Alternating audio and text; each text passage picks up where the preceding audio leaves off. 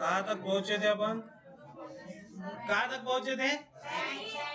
मतलब पहले हो गए थे, है ना? इंट्रोडक्शन तो जो था वो हो गया था कंप्लीट। ओके, बैंकिंग स्टार्ट करने का है अपने को, है ना? और बैंकिंग सर्विसेज देखनी है। बैंकिंग सर्विसेज एक ही बात है ना, बैंक या बैंकिंग सर्विसेज। तो चलो ओपन करो, बैंक का मीनिंग बताओ फटाफट, चलो।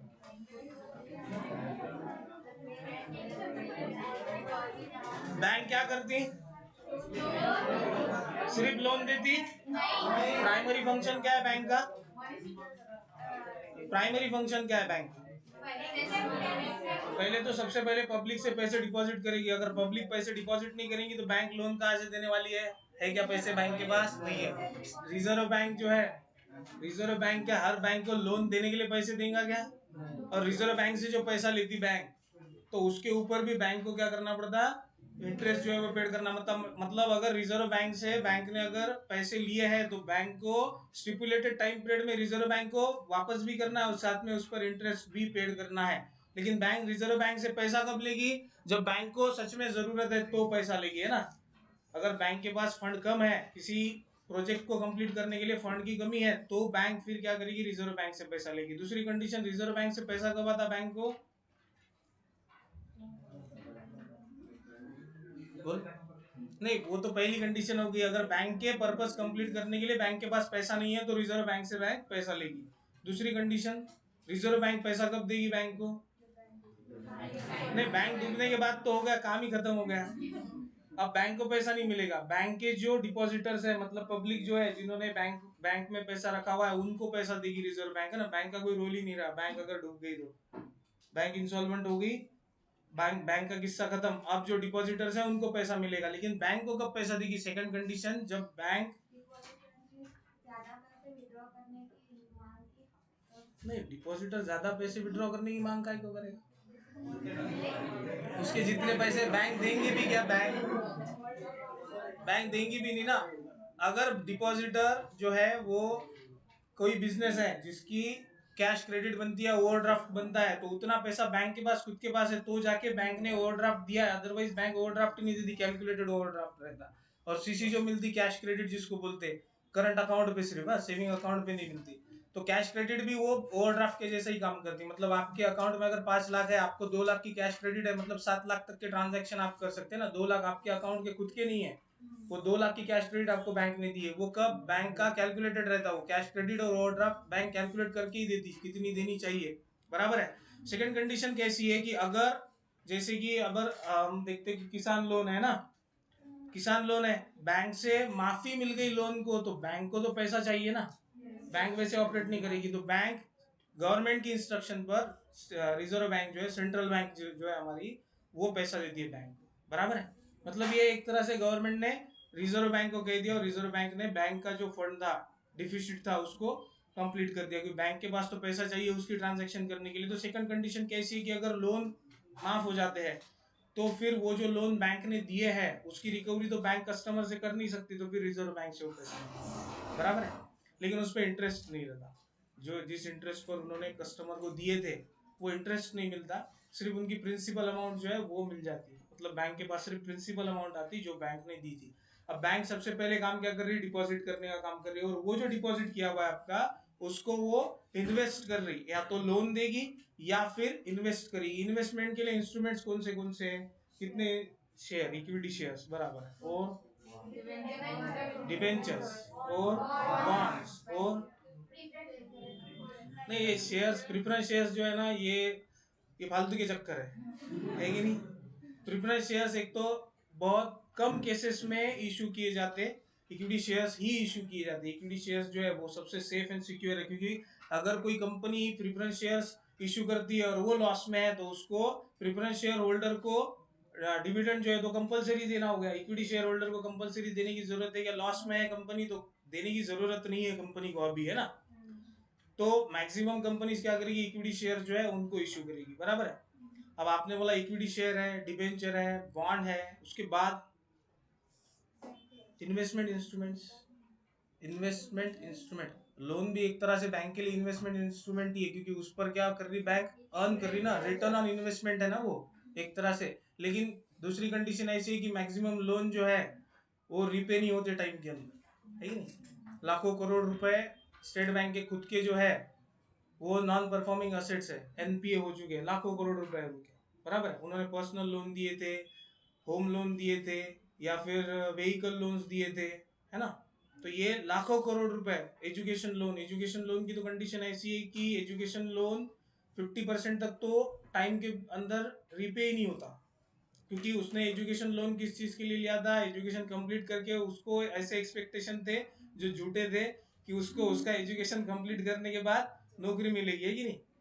अब उसको जॉब तो मिल जाएगा, लेकिन जॉब ऐसा मिलता उसको कि उसमें उसका इंटरेस्ट भी पेड नहीं होता। मतलब जो लोन लिया था कि हेफ्टी अमाउंट्स रहती, 20 लाख, 30 लाख, 40 लाख, और फिर उसका जो लोन का इंटरेस्ट होता वो इंटरेस्ट ही तो नहीं पेड कर पाता उस सैलरी में।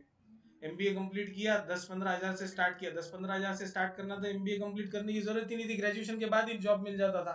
और 2 साल जो गए, 2 साल और 2 साल के बाद 20-25 लाख रुपए उसने अगर इन्वेस्ट किए हैं मान लो, तो वो 2 साल और 20-25 लाख रुपए, इतने में तो वो जहां से शुरू कर रहा है एमबीए कंप्लीट करने के बाद उससे आगे बढ़ जाता था। अगर ग्रेजुएशन कंप्लीट करने के बाद ही 2 साल दे देता था किसी कंपनी को, तो उससे आगे बढ़ जाता था, बराबर है। एमबीए मतलब एजुकेशन लोन की भी कंडीशन ऐसी है कि बैंक को एजुकेशन लोन जो है वो रीपे नहीं होता। मतलब ये इन्वेस्टमेंट इंस्ट्रूमेंट हो गया एक तरह से लोन देना। और कौन से इन्वेस्टमेंट इंस्ट्रूमेंट्स है कि जो बैंक यूज कर सकती इन्वेस्टमेंट करने के लिए, इक्विटी शेयर्स हो गए, उसमें करेगी करेगी।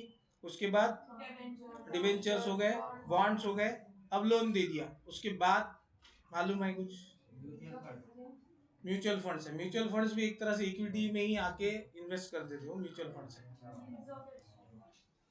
बिल्स ऑफ एक्सचेंज नहीं, बैंक का कोई रोल ही नहीं आता उसमें। बैंक में अपन जाके बिल्स जो है वो डिस्काउंट करवा के लाते हैं, है ना। बिल्स ऑफ एक्सचेंज दो जो ये है बिजनेस पर्सन उनके बीच में चलता है, और वो भी लोकल मार्केट में ही बिल्स ऑफ एक्सचेंज का रोल है। बाकी आपको बिल्स ऑफ एक्सचेंज का रोल जो है वो ऊपर नहीं मिलेगा, है ना। और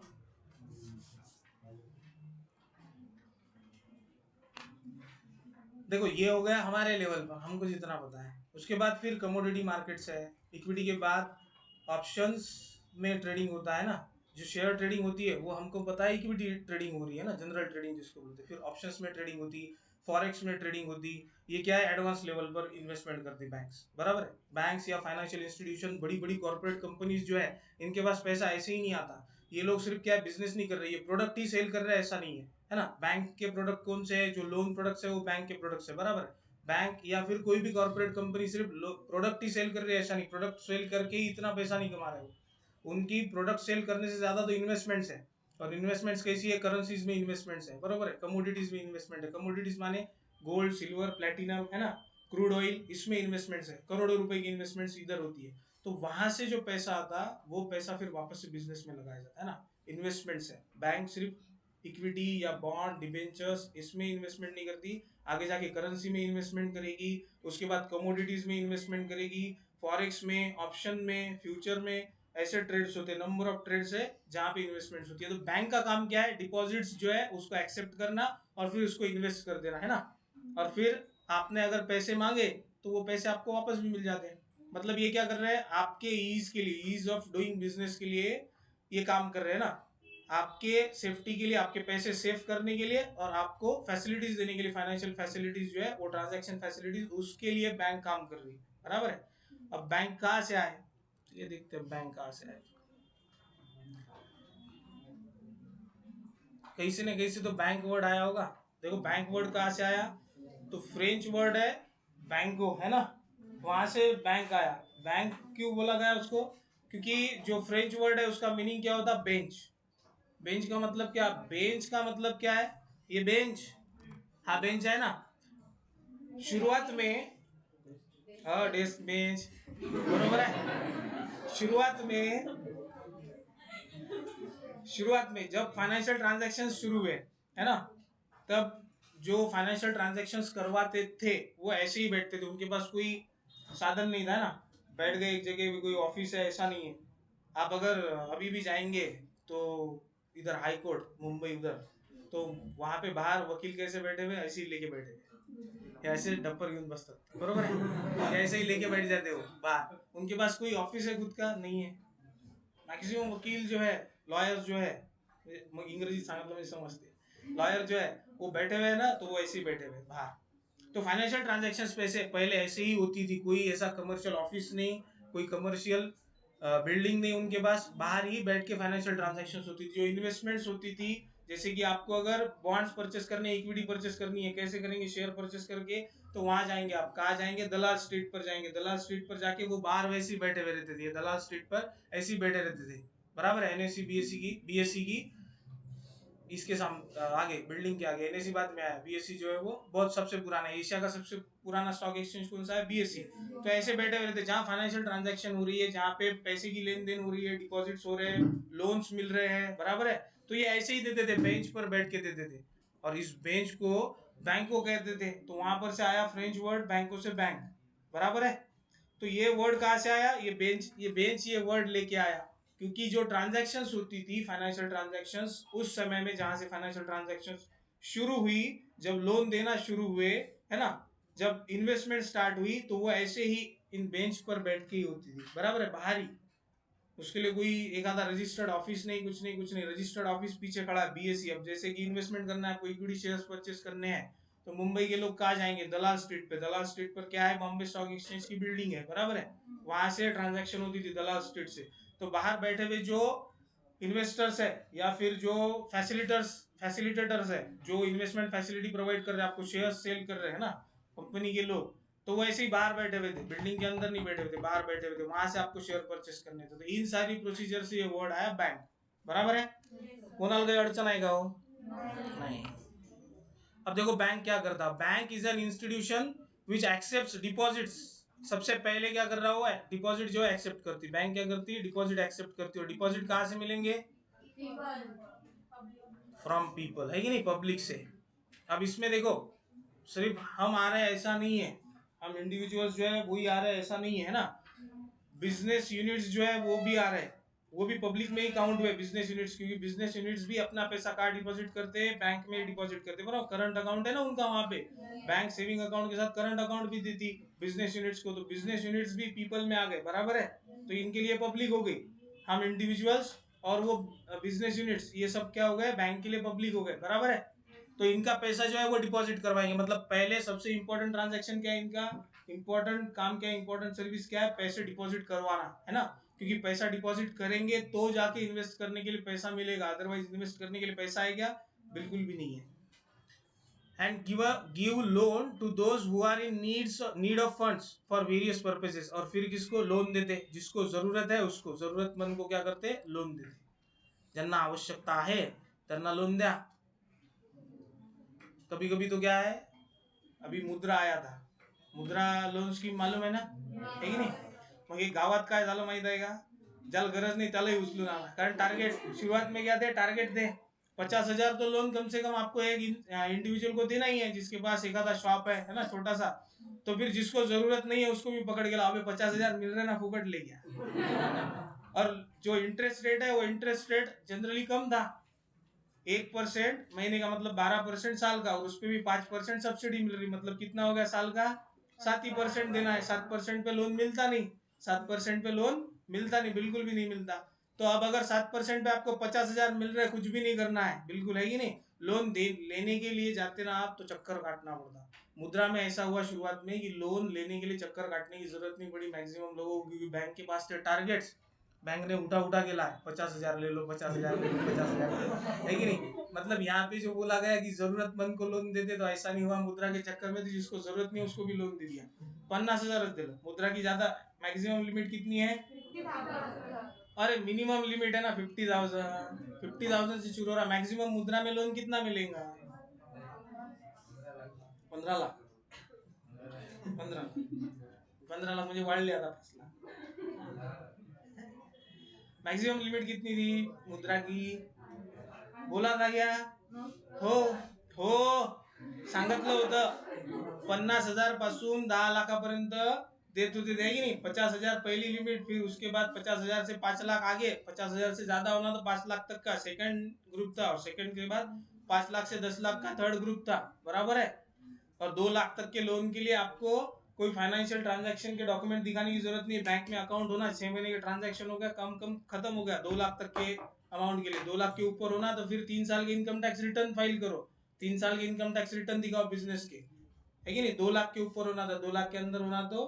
और दूसरी बात, बैंक 1 लाख से कम लोन देती नहीं, क्यों? 1 लाख से कम अगर लोन बैंक ने दिया तो बैंक को कोर्ट में अपील नहीं करते आती 1 लाख से कम लोन के लिए। मुद्रा में दिए उन्होंने, मुद्रा में नहीं दिए ऐसे नहीं, मुद्रा में दिए भी, मुद्रा में वसूल भी हुए, लेकिन 1 लाख रुपए से कम पर्सनल लोन बैंक देती नहीं। क्यों नहीं देती? तो 1 लाख रुपए से कम अगर बैंक ने पर्सनल लोन दिया तो बैंक को अपील नहीं करते आती कोर्ट ऑफ लॉ में। हा कायदा आहे, हा नियम आहे, बरोबर आहे। म्हणून बँक 1 लाखाच्या वरच लोन देईल, म्हणजे बा उद्या यानं जर पैसे दिले नाहीत तर मग काय करतायत, त्याला लीगल नोटिस पाठवाय ना, कोर्ट ऑफ लॉ में उसके अगेंस्ट अपील करते आती, पैसा जो है वो वसूल करते आता। 1 लाख से ऊपर ही बैंक लोन देती, आएगा समझ में। और 2 लाख से ज्यादा लोन चाहिए तो 3 साल की इनकम टॅक्स रिटर्न जो आहे वो होणार। म्हणजे तुम्हाला पुढे जर माहिती पाहिजे असली तर पुढच्यासाठी माहिती लक्षात ठेवा, है ना। बैंक के लोन की जरूरत पड़ने वाली है अगर बिजनेस करेंगे तो। देखो आगे क्या, bank encourage saving habits among individuals and thereby make funds available for their use as and when require. गांव के लोगों को आदत क्या रहती, पैसा बैंक में नहीं जमा करते ना, बैंक पे भरोसा नहीं होता मॅक्सिमम। गावातले जर लोक आहेत तर त्यांचा भरोसा नाही बँकवर, बरोबर आहे। ते काय करतात, घरीच घरीच, है कि नहीं। उसके लिए क्या किया, अब इसके लिए भी वो जनधन जो आया था, जनधन काय के लिए आया, जनधन अकाउंट काय के लिए ओपन करने के लिए लगाया मोदी जी ने, उसके लिए कि सेविंग हैबिट्स जो है आपकी वो बनने को ना। आपने पैसे कहाँ सेव करने को ना, सेव तो कर रहे हैं लोग, लेकिन सेव घर पे कर रहे हैं। घर पे सेव करके बैंक को फायदा नहीं, सरकार को फायदा नहीं, बराबर है। सरकार को अगर पैसे यूज करने के लिए होना तो बैंक के थ्रू ही पैसा यूज कर सकती सरकार। गवर्नमेंट के पास पैसा कहाँ से आएगा, बैंक में अगर आप डिपॉजिट करेंगे तो वो पैसा गवर्नमेंट यूज कर सकती है, अदरवाइज गवर्नमेंट कहाँ से पैसा यूज करेंगे, आपके घर में आके लेके जाएंगे क्या, घरी येऊन घेऊन जातील का, नहीं। बरं, कैश जो ट्रांजैक्शन है या घर पे जो पैसा पड़ा हुआ है उसका हिसाब नहीं, कि उस पर टैक्स कैसे लगाएंगे, वो टैक्स ही नहीं लगा सकते। बैंक में अगर पैसा डिपॉजिट कर रहे हैं आप तो आपके ट्रांजैक्शन पर से वो ये समझ सकते हैं कि आपका एनुअल इनकम कितना, फिर टैक्स जो है वो कैलकुलेट होता है। टैक्स की चोरी की तो वो पकड़ में आती, बराबर है ना। कैश ट्रांजैक्शन करने पे क्या क्यों ज्यादा जोर देते हमारे यहाँ के लोकल व्यापारी जो है इंडिया के, वो कैश ट्रांजैक्शन पर क्यों जोर देते, विशेष तो आहे भाऊ, माहितच नहीं पड़त किती व्यवहार झाला, है कि नहीं। कैश ट्रांजैक्शन की मालूम ही नहीं, सरकार को मालूम ही नहीं कितना पैसा आया कितना पैसा गया, और कितना पैसा आया कितना पैसा गया मालूम ही नहीं, तो सरकार टैक्स काय पे लगाएंगी, कैलकुलेट कैसे करेंगे, कैसे पता करेगी सरकार कि ये टैक्स की चोरी कर रहा है ना। उसके लिए फिर ये क्या है, ये सारी चीजें क्यों चल रही है, जनधन अकाउंट, है ना, ये क्यों चल रहे हैं, ये इसलिए चल रहे हैं कि आपके फाइनेंशियल ट्रांजेक्शन जो है वो सामने आए, आपको ज्यादा से ज्यादा टैक्स जो है, जितना टैक्स बनता है उतना टैक्स आप पेड करें, बराबर है। नहीं तो टैक्स की चोरी करने वाले बहुत लोग हैं हमारे यहाँ। अगर टैक्स ईमानदारी से पेड कर दिया होता तो आज सूरत जो है वो अलग ही रहती थी, है ना। टैक्स जो है वो सही समय पे पेड नहीं किया, सरकार के पास फंड ही नहीं, सरकार कितना काम करेंगी, कर करके कितना काम करेंगे, सरकारने केलेली जे कामं आहेत त्याची ऐशी तशी आपणच करतो, बरोबर आहे। गव्हर्नमेंट ने किए हुए जो काम है उसकी ऐसी तैसी अपन ही करते की नहीं, है कि नहीं। नियम बन हो नाही म्हणूच नका, आपण कुठं ना कुठं कुठला ना कुठला नियम तोडूनच टाकतो। हम कहीं ना कहीं अपना, कहीं ना कहीं कोई ना कोई रूल जो है उसको तोड़ ही डालते हैं ना। जापनीज है क्या अपन, जापनीज नहीं है। जगत फक्त ईमानदार कौन, जापनीज। दुनिया में जापानी लोगों के ईमानदारी की कसमें पूरी दुनिया खा लेंगी, है ना। जापनीज है ये तो ये ईमानदारी से काम करेगा, दिया हुआ टाइम भी, है ना, और उसको जितना पैसा दिया उतने पैसे में ईमानदारी से काम करेगा, पैसा टाइम पे रिटर्न भी कर देगा इंटरेस्ट के साथ। जापानी आदमी पे पूरा भरोसा है, पूरी दुनिया को, है ना, जापानी टेक्नोलॉजी पे और आदमी पे पूरा भरोसा है। कब से, हिरोशिमा नागासाकी जो अणुबम गिरे वहां से उन्होंने जो पलटी खाई, है कि नहीं। जापान पहले क्या करता था, उसके पहले जापान का पैसा कहाँ लग रहा था, पूरा का पूरा मिलिट्री बिल्डिंग पर लग रहा था ना, डिफेंस सिस्टम बिल्ड करने में पैसा लगाती थी। जैसे सेकंड वर्ल्ड वॉर कंप्लीट हुआ, अमेरिका के साथ ट्रीटी साइन की, उसके बाद जापान पे रिस्ट्रिक्शन आ गए कि भाई आप मिलिट्री जो है उसकी बिल्डिंग नहीं कर सकते, मिलिट्री बिल्ड नहीं कर सकते, उसको डेवलप नहीं कर सकते आप। फिर जापानीज जो है वो जापानीज है, इधर नहीं लगा सकता ना, तो फिर अब एजुकेशन पर, सीखने पर और बिजनेस पर इतना फोकस कर दिया, मतलब नई टेक्नोलॉजी डेवलप करने पे इतना फोकस कर दिया कि उनके जितना क्विक टेक्नोलॉजी को ना कोई समझ सकता और ना उनकी जितनी एडवांस टेक्नोलॉजी दुनिया में कोई ला सकता, बराबर है। और उन्होंने बिजनेस पर इतना फोकस कर दिया, इतना फोकस कर दिया टेक्नोलॉजी और बिजनेस पर, कि उनके बराबर ही नहीं कर सकते आप, है ना। 47% पीछे थे जब हम 1947 में आजाद हुए, तो जापान की कंडीशन 47 टाइम्स 47 टाइम्स, परसेंट नहीं 47 टाइम्स जापान हमारे पीछे था, है ना। और आज जापान दुनिया की पहली 5 अर्थव्यवस्था में से एक है। हम इधर ही रह गए। हमारे पास रिसोर्सेस है, हमारे पास रिसोर्सेस है। जापान बहुत छोटी कंट्री है ना। और उसके आजू बाजू में, अब जापान की कंडीशन कैसी है, उसके आजू बाजू में उसके सारे के सारे जो है वो क्या है, इनेमीज है। उसके आजू बाजू में एक भी उसका दोस्त नहीं है। उसके आजू बाजू में सब इनेमी भरे हुए, बीच में ये बैठा हुआ है। जैसे इसराइल की कंडीशन है, उसके आजू बाजू में सारे दुश्मन है, बीच में ये बैठा हुआ है, तो भी उसको हात लगाता है कोई, अमेरिका डरता इस्रायल को, बराबर आहे. कारण ते लोक, हे लोक तसेच, हे इकडे मिलिट्रीमध्ये, ये इस्रायल जो है मिलिट्री फोर्सेस में बहुत आगे है, बराबर है. यहाँ पे हर आदमी को मिलिट्री की ट्रेनिंग लेना है, उधर उसको हर आदमी को बिजनेस की ट्रेनिंग लेना ही लेना है, वो बिजनेस ही करेगा, बराबर है. और पूरी शिद्दत के साथ उसके लिए कंट्री फर्स्ट. जापानीज आदमी के लिए क्या है, कंट्री फर्स्ट. हमारे लिए क्या है, पहिले मी, देवाचाही विचार आला तर पहिले पोटोबा मग विठोबा, बरोबर आहे. त्याच्याशिवाय आपण देवाचाही विचार करत नाही, करतो का. म्हणजे उपाशी पोटी, आता आपल्या इकडे म्हणतातही काय, उपाशी पोटी मध्ये भक्ती होत नाही. असं कसं होत नाही. बात समझ में आएगी आपके लिए. जो सारी फैसिलिटीज गवर्नमेंट करने की कोशिश कर रही है, गवर्नमेंट के पास अगर फंड होगा तो सारी फैसिलिटीज हमको मिलेगी. गवर्नमेंट के पास फंड कहाँ से आएगा, गवर्नमेंट के पास सबसे बड़ा जरिया अगर फंड का है तो वो क्या है, टैक्स कलेक्ट करना. और टैक्स अगर ईमानदारी से पेड किया जाए, बैंक गवर्नमेंट के पास फंड है, बराबर है. इंटरेस्ट जो है, लोन जो है वो अगर सही समय पर चुकाया जाए, इंटरेस्ट जो है वो पेड किया जाए, तो बैंक के पास फंड है, बैंक के पास फंड है, गवर्नमेंट के पास फंड है, गवर्नमेंट फैसिलिटीज पर फोकस कर सकती, बराबर है. आणि त्यातल्यात काय, आपल्याला हे दोन देश जे आहेत ते सुचूही देत नाही. आपण इकडे डेव्हलपमेंट कडे गेलो की हे माग आहेतच, ध्यान भटकाव इनका, है की नहीं.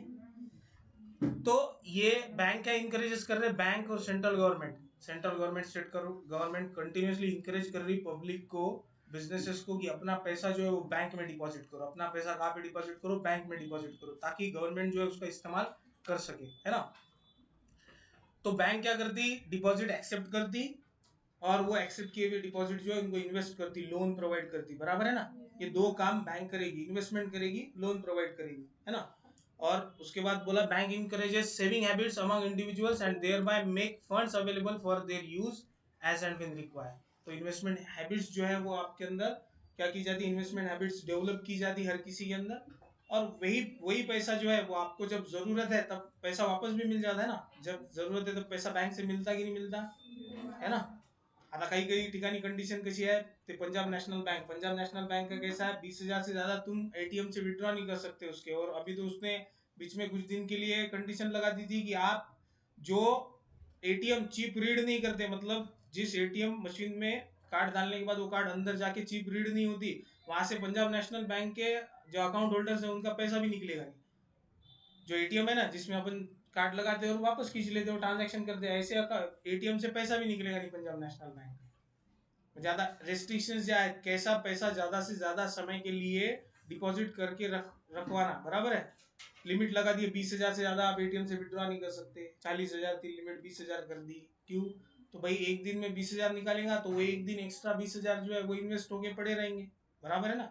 एक दिन में जितना भी इंटरेस्ट उस पर आ जाएगा वो इनकम होगी बैंक की, बराबर है. और ऐसा एक आदमी के 20,000 एक्स्ट्रा पड़े हुए एक दिन के लिए, तो ऐसे तो लाखों लोग हैं बैंक में पैसा जमा करने वाले, बराबर है. 20,000 अगर इतने लोगों के, तो करोड़ों रुपए इन्वेस्ट होकर पड़ा हुआ है. करोड़ों रुपए पर जो लोन इंटरेस्ट आ रहा है वो भी करोड़ों का है ना. क्योंकि इन्वेस्टमेंट जो है वो इन्वेस्टमेंट भी वैसे ही दिमाग लगा के होती है. इन्वेस्टमेंट ऐसे चलते फिरते नहीं करती ना.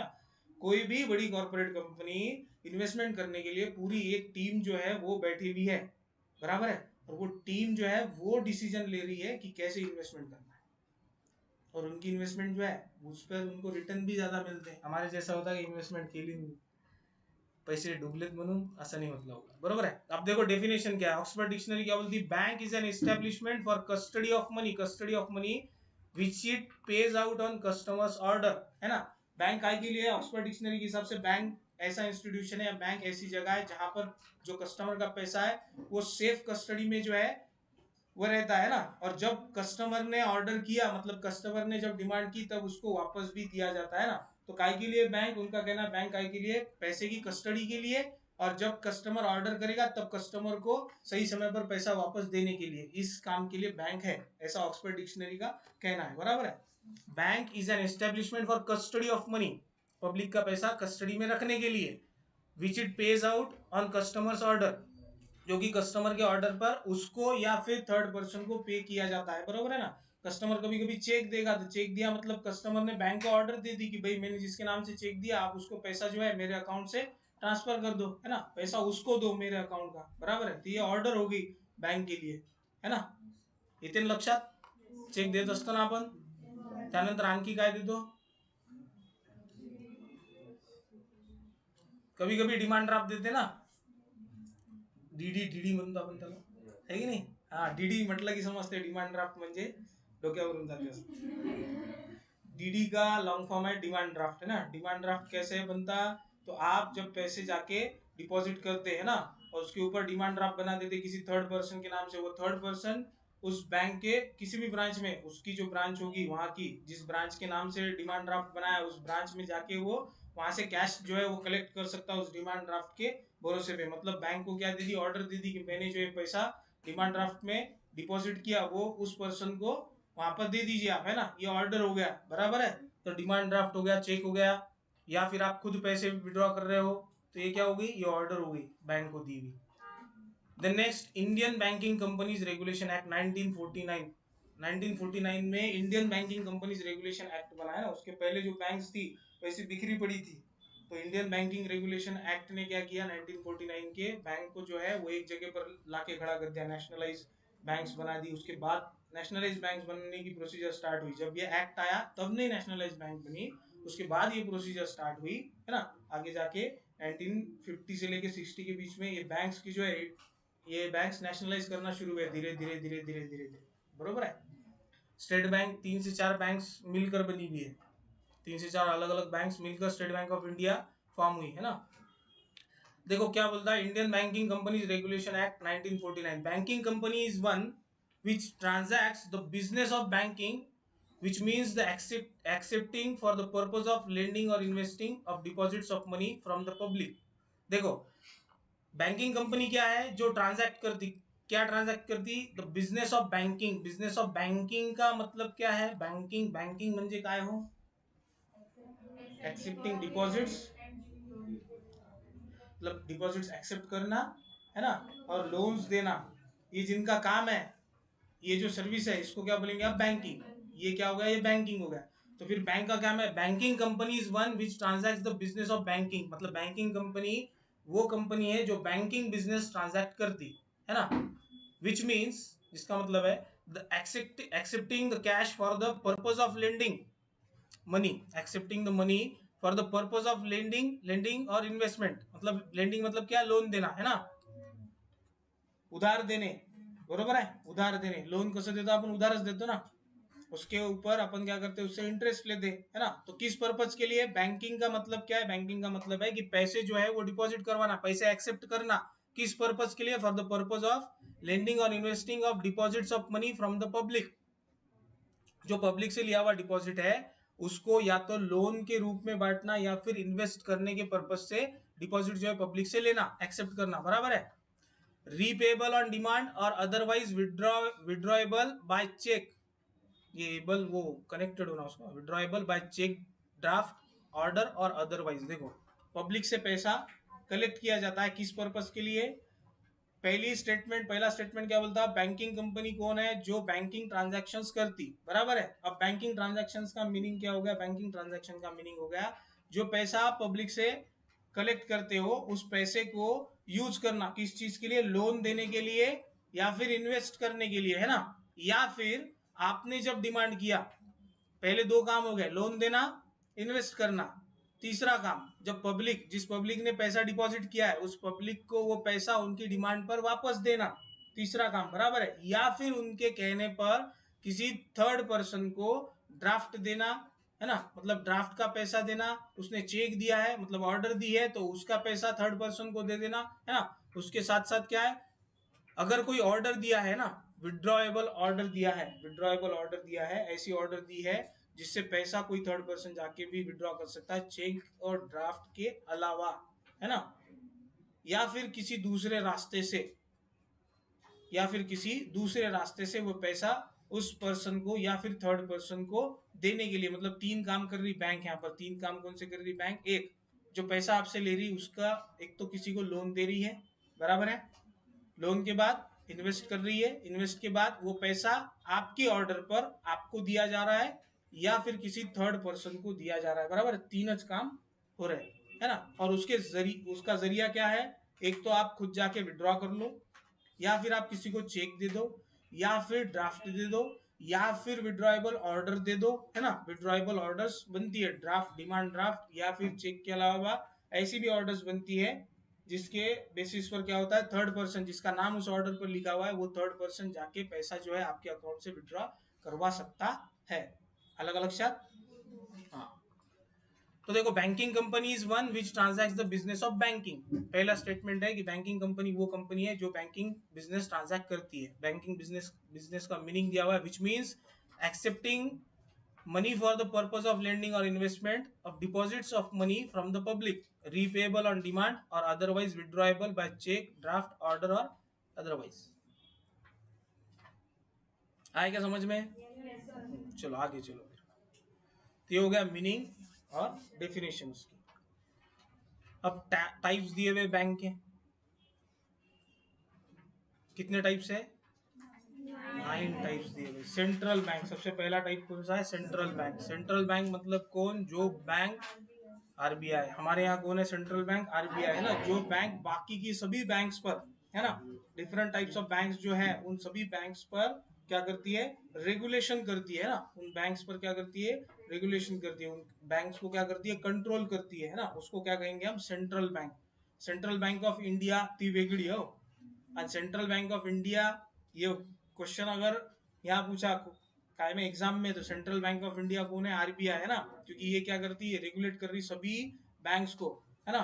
बैंक्स के इंटरेस्ट कैसे बनते हैं? आरबीआई के जो रेट्स है उनको ध्यान में रख के बैंक के बाकी लोन के जो इंटरेस्ट रेट बनते हैं वो सभी किसके बेसिस पर बनते हैं? आरबीआई। आरबीआई जो रेट है, आरबीआई के repo rate, reverse repo rate, है ना, बैंक रेट, ये जो रेट्स है ये हर क्वार्टर रिवाइज करती, हर 3-3 महीने में एक मीटिंग में बैंक क्या करती है? आरबीआई अपने रेट्स जो है वो रिवाइज करती। जैसे बैंक ने, आरबीआई ने रिवाइज रेट किए, रेट जो है रिवाइज कर दिए, उधर बैंक को भी अपने रेट्स जो है उनको रिवाइज करना पड़ता है ना। अगर इन्होंने किए हुए जो रेट है, रिवाइज रेट है, उनका डायरेक्ट इफेक्ट अगर उधर गिर रहा है, मतलब क्या है कि इन्होंने जो रेट रिवाइज किए वो बहुत ज्यादा कम कर दिए, और इन्होंने जो रेट बनाए हैं उससे ज्यादा अगर रेट पब्लिक को दिए हुए हैं बैंक्स ने, तो फिर बैंक को रिवाइज करना पड़ता। अगर इनके बीच में बैठ रहे हैं, ज्यादा कोई इफेक्ट नहीं हो रहा, ज्यादा कोई फर्क नहीं पड़ रहा, तो वो रेट जो है वो कांस्टेंट रख सकती बैंक, है ना। बैंक पर डिपेंड करता, बराबर है। तो देखो, सेंट्रल बैंक कौन है? The central bank in a country is the apex bank at the top of all the banking institutions operating in the country, है ना। वो एपेक्स बैंक है, इंपॉर्टेंट बैंक है, सबसे ऊपर की बैंक है ना। रेगुलेटिंग बॉडी जिसको बोलेंगे आप, है ना, बैंकिंग रेगुलेटिंग बॉडी है वो एक तरह से आरबीआई, जो सभी ट्रांजैक्शंस को, बैंकिंग ट्रांजैक्शंस को रेगुलेट कर रही है, बराबर है ना। पैसे छापने का अधिकार किसको है? रिजर्व बैंक को। पैसे छापील को रिजर्व बैंक। ऐसे ही छाप सकते क्या? नाही, त्याच्यासाठी नियम हो म्हटलं कोण? नाही ना, नो म्हटलं, असं नो हो, तो वो ऐसे ही नहीं छाप सकते ना, उसके लिए रूल्स है। नहीं तो वो कैसा है कि वो बैंक को, आरबीआई को अधिकार है पैसे छापने का, छापो ना बे, करो गरीबी दूर, है की नाही? सगळ्यांजवळ पैसा भरपूर असला पाहिजे, ऐसा नहीं हो सकता ना। वो क्या है, वर्ल्ड बैंक के, मतलब इंटरनेशनल जो है, यूनो जो है ना, उधर से रूल्स बने, world bank, international monetary funds, है ना, ऐसे रूल्स बन के आए। हर कंट्री के पास अपनी अपनी सेंट्रल बैंक है, वो पैसा छाप सकती है, मतलब उनकी करेंसी वो छाप सकती है, लेकिन उसके लिए रूल्स है ना। The central bank in a country is the apex bank at the top of all the banking institutions operating in the country. It is generally established under a special statute, law, है ना। एक special law के under उसको establish किया गया है ना। आपल्या इथं आहे लॉ असा, है ना, लॉ है ना। कौन सा है? अभी तो पढ़ा,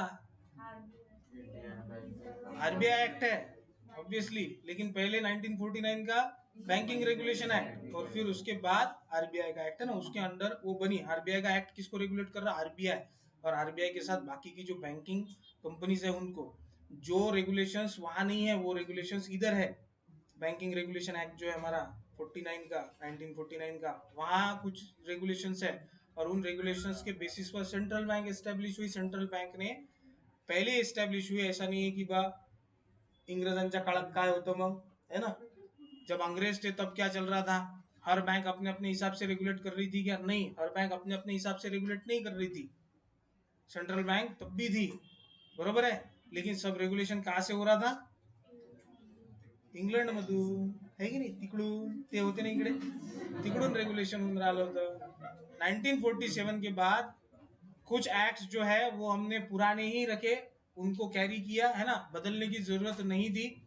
कुछ एक्ट्स ऐसे थे जिनको बदलने की जरूरत थी, हमने बदल दिए, जिन एक्ट्स को बदलने की जरूरत थी उनको बदल दिया, क्योंकि उनका कल्चर हमारा कल्चर अलग है. इंग्लंड का संविधान जो है, इंग्लंडचं जे संविधान आहे, आपल्या इकडे संविधान आहे ना, इंग्लंड मध्ये संविधान आहे, इंग्लंडच्या संविधानात किती कलम आहेत, फक्त 7 कलम, ते लिहिलेलं नाही, लिखित नाही, राइटिंग में है नहीं उनका, कैसे चल रहा, वो लोग वैसे है. आपल्या इथं कायदा लिहिलेला असून चालते का, तिकडे लिहिलेला नहीं तरी चालते. सब बाकी एक्ट जो है वो उनके लिखे हुए हैं राइटिंग में, लेकिन उनका जो कॉन्स्टिट्यूशन है वो राइटिंग में नहीं है, लिखा हुआ नहीं है. और उन्होंने जो एक्ट्स बनाया, मैक्सिमम एक्ट्स तो हमारे यहाँ वैसे ही कैरी फॉरवर्ड कर दिए है ना, उसमें कुछ चेंजेस करके, या फिर जो पहले थे वैसे के वैसे कुछ एक्ट्स जो है वो वैसे के वैसे चल रहा है. तो चेंजेस जो है वो टाइम टू टाइम हुए, जब जरूरत थी तब चेंजेस किए, ऐसे नहीं कि मन में आया अब उनका कुछ भी नहीं रखना है, वह नहीं, अच्छा था. देखो यहाँ पर सिस्टम किसने मैनेज किया, इंडिया को एक किसने किया, एकाच ठिकाणी जोडलं भारताला, कोणी, इंग्रजांनी जोडलं. नाही तर आपल्या इथं तर सत्ता होत्या ना वेगवेगळ्या, एक चंद्रगुप्त मौर्य होता, त्याच्या आधिपत्याखाली अखंड भारत, बरोबर आहे, त्यानंतर सम्राट अशोका, आणि तिथून मग काय झालं, वेगवेगळ्या सत्ता निर्माण होत गेल्या. सत्ता निर्माण झाल्या म्हणजे काय, तुकडे झाले, बरोबर आहे, तुकडे झाले म्हणजे मग काय झालं, हा, हे राज्य जे आहेत हे अलग अलग अलग, हे घरातल्या घरातच भांडणं करून राहिले. अंग्रेजों ने क्या किया, इनको सबको जोडणे का काम कर दिया है ना, म्हणजे त्यांनी त्यांच्या फायद्यासाठी केलं असेल, पण तिथं कुठं ना कुठं फायदा आपलाही झाला की आपण जोडला गेलो, बरोबर है. और उनके बाद जब हम फ्रीडम हमको मिला, उसके बाद फिर क्या हुआ, जो एक थॉट प्रोसेस बनी, वो थॉट प्रोसेस कैसी बनी की एक अखंड भारत होना चाहिए, बरोबर आहे ना. हे राजे रजवाडे सगळे जे आहेत हे नष्ट करण्यात आले, बरोबर आहे, राजेशाही इथून जी आहे ती कायमचीच निघून गेली, बरोबर आहे. आता पूर्ण एक संघ भारत निर्माण झाला, बरोबर आहे, पण आता तरी काय होतं, भारतात वेगवेगळ्या ठिकाणी वेगवेगळं कल्चर, वेगवेगळी भाषा, बरोबर आहे. तर त्याच्यामुळे काय करण्यात आलं, स्टेट्स जो आहे हमारे यहाँ, राज्य जो आहे, राज्य तयार करण्यात आले, बरोबर आहे. हे राज्य कशा भरोशावर निर्माण झाले हो, भाषा, बरोबर आहे, तुमचं कल्चर, या दोन गोष्टींच्या भरोशा, भाषा आणि कल्चर यांच्या भरोशावर राज्य निर्माण करण्यात आले. काही राज्य असे होते की जे कल्चरच्याच भरोशावर निर्माण करण्यात आले, त्यांची भाषा तीच होती, त्यांची वेगळीची भाषा होती, बरोबर आहे. लेकिन उसके बाद जब एक के बाद एक स्टेट जो, अब तेलंगाना कैसे बना, तेलंगाना कल्चर के बेसिस पर बना और जोग्राफिकल लोकेशन के बेसिस पर बना, बराबर है ना. तेलंगाना की लैंग्वेज और आंध्र प्रदेश की लैंग्वेज, कौन सा डिफरेंस है कि नहीं, तेलुगु तमिल, बरोबर है. और दूसरा जोग्राफिकल लोकेशन, अब ये लोग आंध्र प्रदेश में थे नहीं क्या, विदर्भ कशा भरोशावर आपण वेगळा मागून राहिलो, मराठीच्या भरोशावर. अरे मराठीत तो पूर्ण महाराष्ट्रात आहे. ही राजकीय हेतु न हर बार ये दो ही चीजें लगेंगी क्या, एक आपका कल्चर और दूसरा आपकी लँग्वेज, नाही, विदर्भ कशासाठी वेगळा मागून राहिलो, राजकीय हेतूसाठी, बरोबर आहे. म्हणजे आपल्याला जे पॉलिटिकल बेनिफिट्स मिळायला पाहिजेत ते पॉलिटिकल बेनिफिट्स मिळून नाहीत राहिले, असा समज आहे की गैरसमज आहे, तो आपापला प्रश्न आहे, समज आहे गैरसमज आहे तो आपापला प्रश्न आहे, त्याच्यासाठी हा विदर्भ जो आहे वेगळा मागून राहिले. तो पहले क्या हुआ, दो बेसिस पर जो है स्टेट्स अलग अलग किए गए, है ना. और अब क्या हो रहा है, अब पॉलिटिकल बेनिफिट्स के लिए इनके लिए भी स्टेट्स जो है वो अलग अलग किए जा रहे हैं, बरोबर आहे. ते कोणाच्या भरोशावर आहे, आता हे केंद्र सूचित येते, राज्य वेगळे करणे कोणाच्या सूचित येते, केंद्राच्या सूचित. सेंट्रल गवर्नमेंट ने अगर ठान लिया तो वो अलग कर देंगे, नहीं तो बसा तसेच. महाराष्ट्र आपल्याला एकच पाहिजे की नाही. तो ये क्या हुआ, स्पेशल लॉ जो है, उस स्पेशल लॉ के चलते हुए सेंट्रल बैंक जो है वो फॉर्म की जाती है, बराबर है. The reserve bank of India in India is a central bank. Reserve bank of India जो है वो इंडिया में सेंट्रल बैंक है, सेंट्रल बैंक है ना, ये रेगुलेट कर दी। बैंकिंग सिस्टम कौन रेगुलेट कर रहा है हमारे यहाँ? Reserve bank of India. आया समझ में? आरबीआई। अब देखो आरबीआई क्या क्या करती है ना, यहाँ पर इतना है। आरबीआई क्या क्या करती? पहला तो रेगुलेशन करेंगे है ना, दूसरा करेंसी नोट्स जो है उनको प्रिंट कर सकती है, बराबर है। तीसरा नोट झाला ना 2 नंबर में। तीसरा, अगर सेंट्रल बैंक की पूरी तिजोरी किधर है? आरबीआई के पास है ना, मतलब सेंट्रल बैंक का फाइनेंशियल ये जो मैनेजमेंट है वो कौन कर रहा? आरबीआई एक तरह से है ना, फाइनेंस मिनिस्ट्री और आरबीआई मिलके, बराबर है। आरबीआई चौथा काम क्या करती? किसको? बैंक्स को लोन देती है ना, बैंक्स को समय समय पर क्या करती है? आरबीआई लोन देती। उसके बाद नई बैंक एस्टेब्लिश करनी है तो परमिशन कहाँ से होना आपको? आरबीआई से है ना। आरबीआई की परमिशन के बगैर आप बैंकिंग फैसिलिटीज प्रोवाइड कर सकते क्या किसी को? नहीं कर सकते है ना। मतलब पेटीएम की अपनी खुद की बैंक है तो कहाँ से लाया उसने ये परमिशन? आरबीआई से है ना। पेटीएम की बैंक है ना, पेटीएम पेमेंट्स बैंक है ना, बरोबर है, डिजिटल पेमेंट बैंक है वो। ऑफिस कुठं आहे तसं?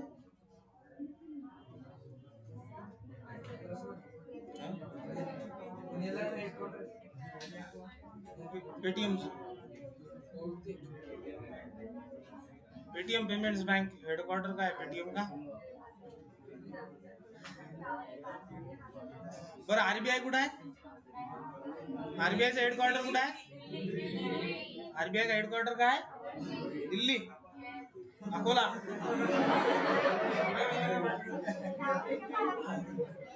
आरबीआई का हेडक्वार्टर का है बताओ? दिल्ली, दिल्ली। और किसका बोलना है? दिल्ली। तिकडे तो माहित नहीं बनता था। आरबीआई का हेडक्वार्टर का है दिल्ली। आप सबका कहना है दिल्ली क्यों बोला आप लोगों ने? उसके पीछे का रीजन कैपिटल है इसलिए, इंडिया की कैपिटल है दिल्ली इसलिए। की मग तुम्हाला खरोखरच माहित आहे की बा दिल्ली आहे म्हणून? नाही खरोखर माहित असणारे सांगा की बा मला खरोखर माहित आहे की बा दिल्लीच आहे 100%। दिल्ली क्यों बोला फिर? दिल्ली इंडिया की कैपिटल है इसलिए दिल्ली बोल दिया है ना। संसद भवन दिल्लीला आहे म्हणून दिल्ली, बरोबर। राष्ट्रपति भवन तिकडेच आहे म्हणून Delhi.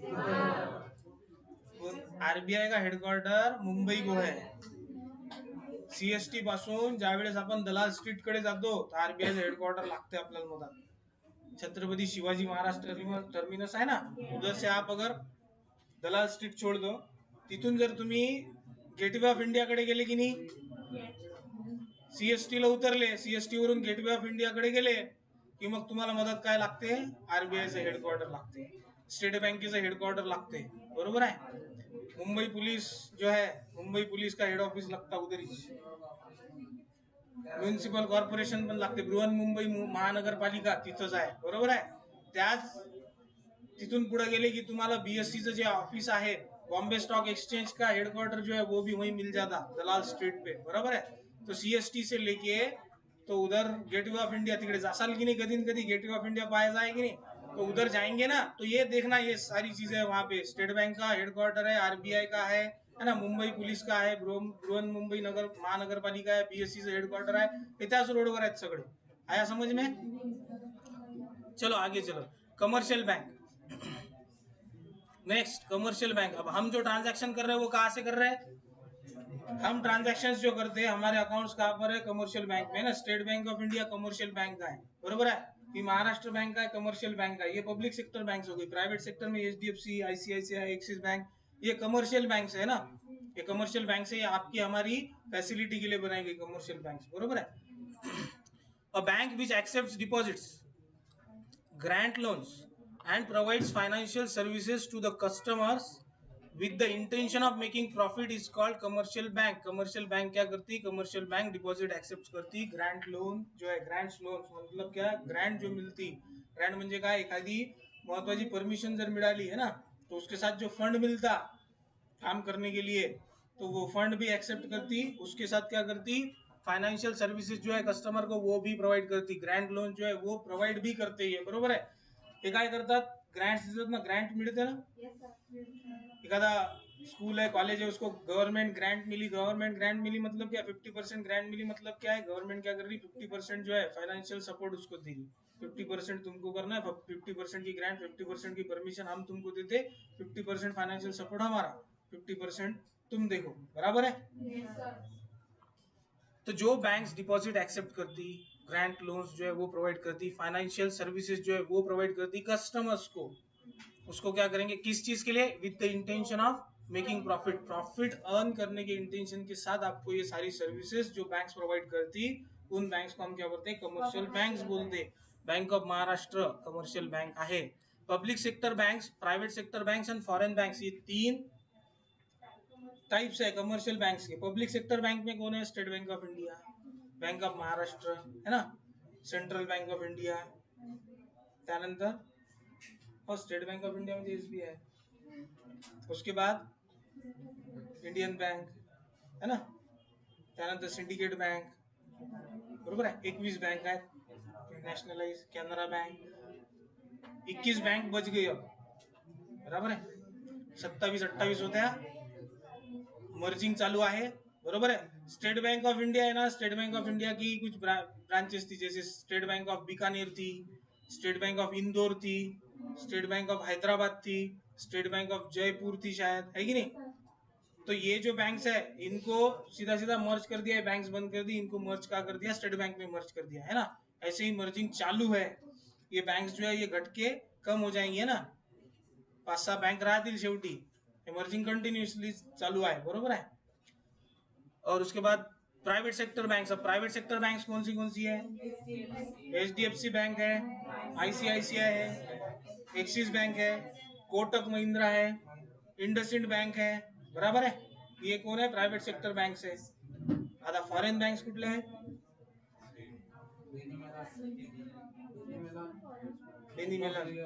Bank of New York.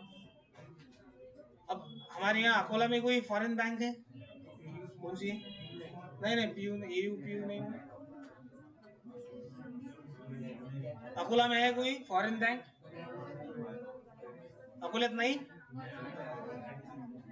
City bank है अकोला में, CITI सिटी, फॉरेन बैंक है ना. सिटी बैंक जो है वो फॉरेन बैंक है ना, सिटी बैंक है ना, मैंने तो देखा हुआ. वो कहाँ देखा, कहाँ है अकोला में ये नहीं मालूम, लेकिन अकोला में है सिटी बैंक है ना, कि इतना बड़ा अकोला है, घूमते रहते अपन, तो कहीं ना कहीं तो देखने में आई. सिटी बैंक आहे अकोला, पाहून घे जा एखाद्या वेळेस. तो ये फॉरेन बैंक है ना. फॉरेन बैंक्स मतलब कौन सी बैंक्स है जिनका हेडक्वार्टर कहाँ पर है, किसी दूसरी कंट्री में ना, किसी दूसरी कंट्री में जिसका हेडक्वार्टर है वो फॉरेन बैंक है, लेकिन बैंकिंग ऑपरेशंस कहाँ कर रहे हैं वो, हमारे इंडिया में बैंकिंग ऑपरेशंस जो है वो हो रहे हैं, हेडक्वार्टर उनका इंडिया के बाहर है. बराबर. ये फॉरेन बैंक्स है, ये सब कमर्शियल बैंक्स है, ये हमको डायरेक्ट सर्विसेज जो है वो प्रोवाइड करते हैं. इसमें ही हमारे सेविंग्स अकाउंट है, इसमें ही हमारे लोकल बिझनेसेस जो आहे उनके करंट अकाउंट भी है. बराबर आहे. इथंच आपले लोन अकाउंट बनतात जर आपण लोन घेतलं असेल तर. पुढे पहा, cooperative banks, cooperative banks, cooperative society पढ़ा था हमने. कोऑपरेटिव सोसाइटी क्या करती, कोऑपरेटिव सोसाइटीज क्या करती, कोऑपरेटिव सोसाइटी किस बेसिस पर काम कर रही, कोऑपरेशन के बेसिस पर है ना. जो फाइनेंशियली अनस्टेबल ग्रुप है वो एक साथ आता है, फाइनेंशियल अनस्टेबल इंडिविजुअल्स जो एक साथ आते हैं, पैसे एक साथ इन्वेस्ट करेंगे और फिर उसमें से जिसको जरूरत है उसको लोन दिया जाएगा ना, फाइनेंशियल हेल्प जो है वो दी जाएगी. कोऑपरेशन के बेसिस पर काम कर रही कोऑपरेटिव सोसाइटी, कोऑपरेटिव सोसाइटी ने ही बना दी कोऑपरेटिव बैंक. बराबर है. Cooperative banks are form and organise under the cooperative societies act. Cooperative societies act के अंडर ही ये कोऑपरेटिव बैंक्स जो है वो बन जाती है. कोऑपरेटिव सोसाइटीच्याच बैंक असतात या. कोऑपरेटिव बैंक्स जो रहता है वो किसके रहता है, कोऑपरेटिव सोसाइटीज क्या रहता है. बराबर है. ऑफ द रिस्पेक्टिव स्टेट्स, और हर स्टेट के कोऑपरेटिव सोसाइटी एक्ट के बेसिस पर बनती है ना. They undertake normal banking functions, but they are primarily meant for catering to the financial needs of economically backward people, particularly in rural areas. देखो वो same commercial bank जो facilities आपको provide कर रही है वही फैसिलिटीज कोऑपरेटिव बैंक्स भी provide करेगी. कमर्शियल बैंक की सभी फैसिलिटीज है, वहाँ पे सेविंग अकाउंट है आपको है ना, उस पर इंटरेस्ट भी आपको मिलेगा. कमर्शियल बैंक में आप करंट अकाउंट भी ओपन कर सकते हैं अपना. बरोबर है. तिथं वेगळ्या पद्धतीने तुम्ही इन्व्हेस्टमेंट जी आहे ती करू शकता, रिकरिंग डिपॉझिट्स जो है वहां बनते, आरडी ज्यादा बनता अपन ती बनते तिथं, बरोबर है.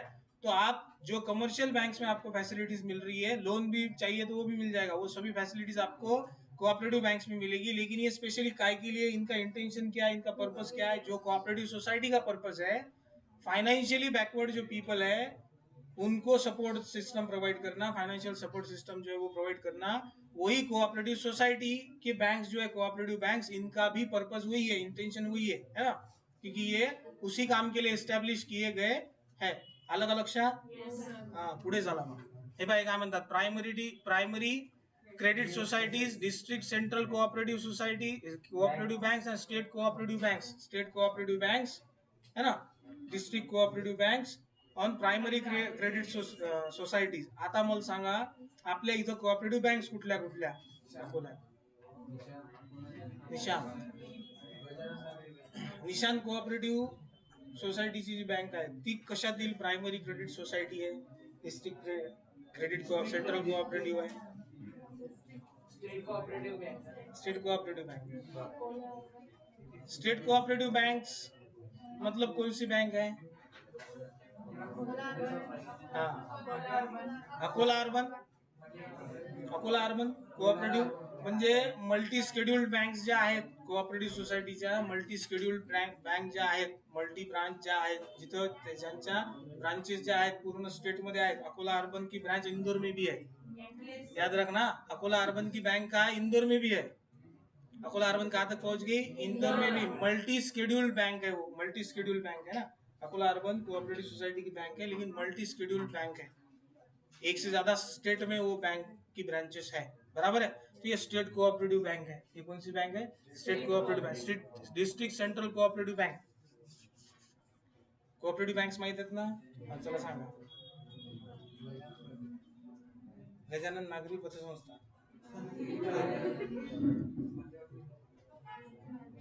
जिल्हा मध्यवर्ती बैंक. जिल्हा मध्यवर्ती बैंक जनता बैंक है ना. ह्या डिस्ट्रिक्ट सेंट्रल कोऑपरेटिव बैंक्स मध्ये येतात, जो बैंक्स अपने डिस्ट्रिक्ट में अपना बिझनेस जो है वो कर रही है ना, अपने डिस्ट्रिक्ट में ही है वो. किंवा मग असं समजा ना, जिल्ह्याच्या नावाने बँक बनते की नाही, बुलढाणा अर्बन कोऑपरेटिव्ह, बरोबर है, नांदुरा अर्बन कोऑपरेटिव, या डिस्ट्रिक्ट सेंट्रल कोऑपरेटिव बैंक्स है. अब ये मल्टी शेड्यूल हो नहीं सकते, ये मल्टी शेड्यूल हो सकता है ना. उसके लिए स्टेट रिजर्व बैंक के कुछ रेगुलेशंस होंगे, उन रेगुलेशंस को, उन बाउंड्रीज को उनको पार करके निकलना है ना, उन रेगुलेशंस में बैठना है. तो ये बैंक्स भी क्या हो जाता है? मल्टी शेड्यूल हो जाता है. ऐसा नहीं कि स्टेट कोऑपरेटिव बैंक्स जो है वो मल्टी शेड्यूल होंगे, बरोबर है. सिर्फ स्टेट कोऑपरेटिव बैंक्स जो है वही मल्टी शेड्यूल होंगे, ऐसा नहीं. Multi schedule banks, district central cooperative bank जो है वो भी हो सकती है ना.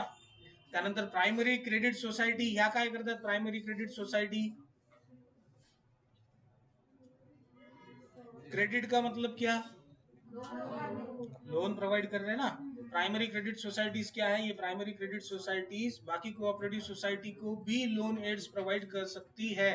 प्राइमरी क्रेडिट सोसाइटी का एक फंक्शन ये भी है कि वो बाकी जो कोऑपरेटिव सोसाइटीज है या कोऑपरेटिव बैंक्स है उनको भी लोन जो है, क्रेडिट फैसिलिटी जो है वो प्रोवाइड कर सकती है. ये बाकी जो दो बैंक्स है आपके, district central cooperative bank, state cooperative banks, ये नहीं प्रोवाइड कर सकती ना, ये नहीं प्रोवाइड कर सकती. इनका प्राइमरी फंक्शन वो नहीं है. इनका प्राइमरी फंक्शन क्या है? पहले कस्टमर को फैसिलिटीज प्रोवाइड करना, और जो नॉमिनल लोन्स है वो कस्टमर को प्रोवाइड करना, बराबर है. क्योंकि अब देखो, आरबीआई हर जगह पे फोकस नहीं कर सकता है ना. आरबीआई नंबर ऑफ जो ऑप्शंस है, नंबर ऑफ जो टाइप्स है बैंक्स के, सब पर फोकस नहीं कर सकता. तो हर जगह पे किसी न किसी को रेगुलेट करने के लिए रखना पड़ेगा, है ना. आरबीआई का ज्यादा फोकस किसके ओर रहता?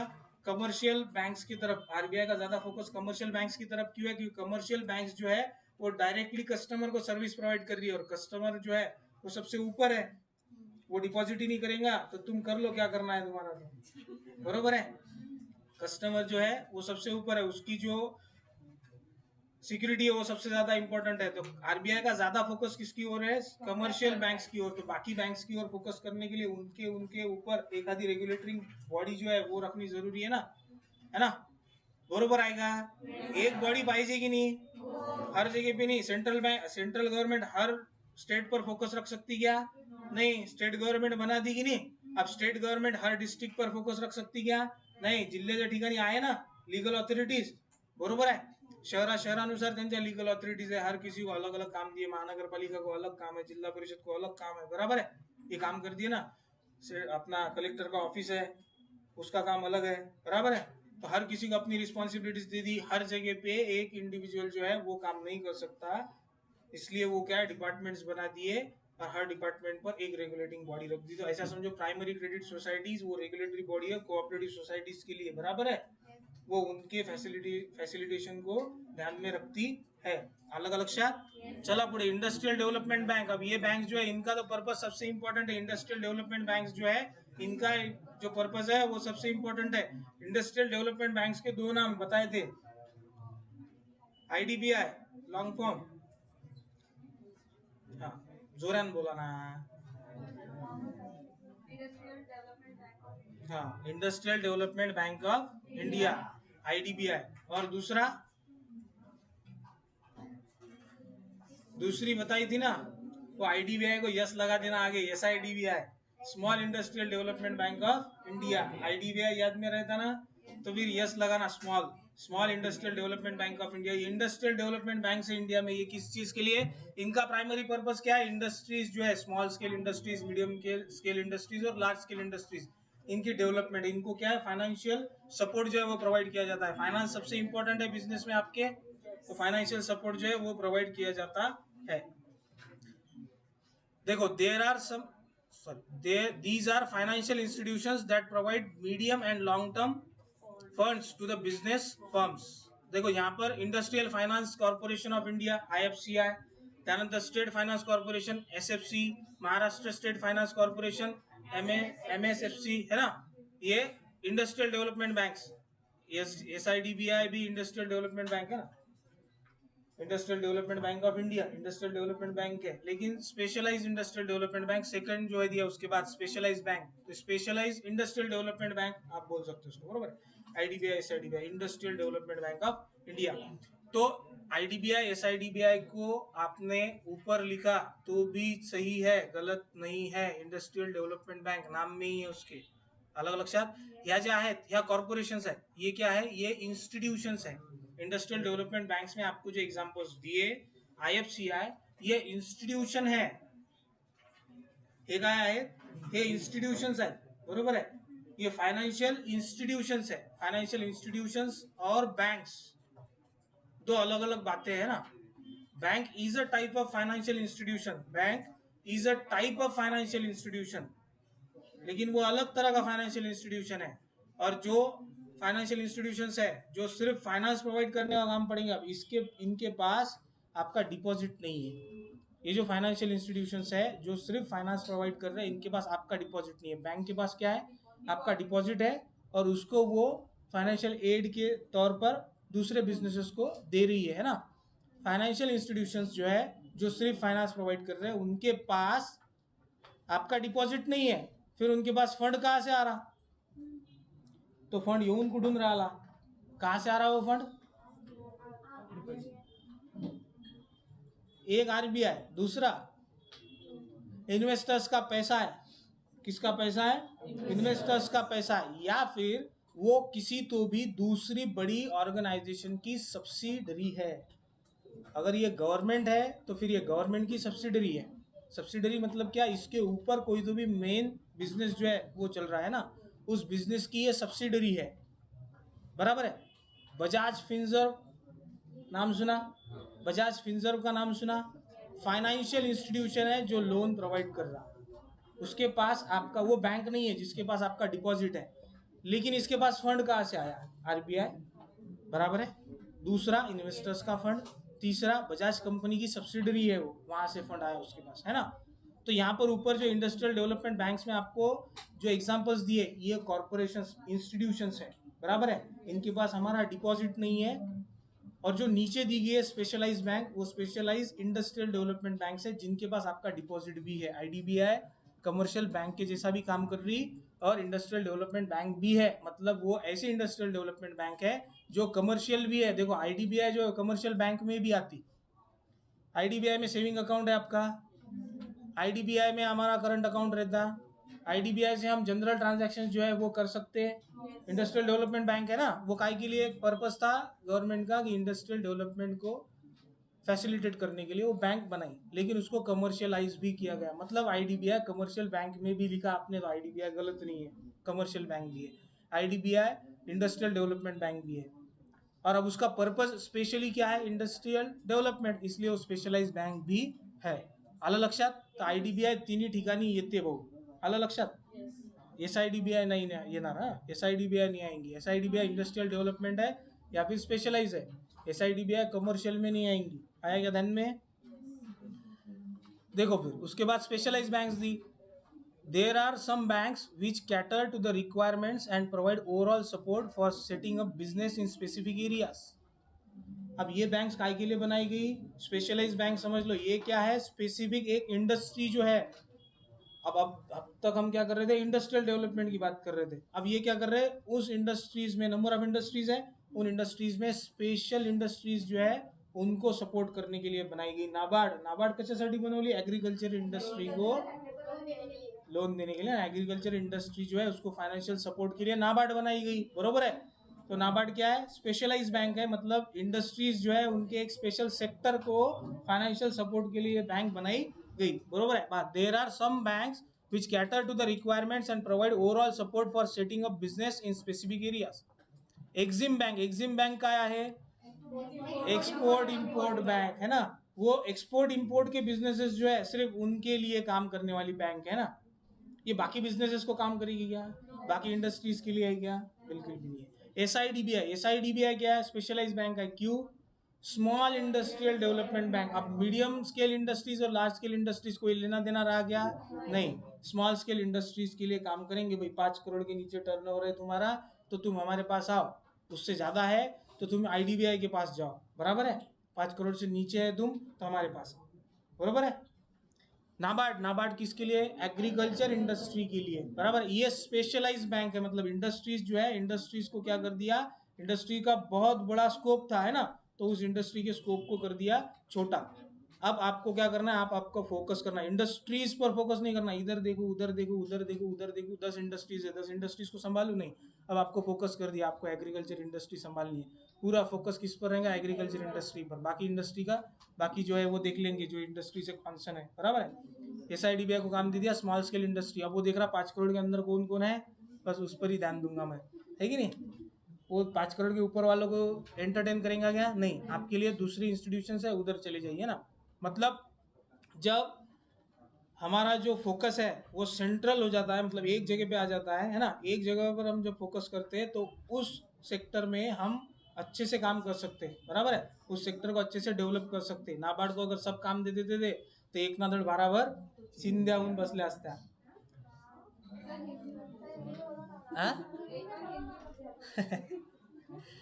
मराठी म्हणी आहेत ना, समजत नाहीत का? ऐकल्या नाहीत का?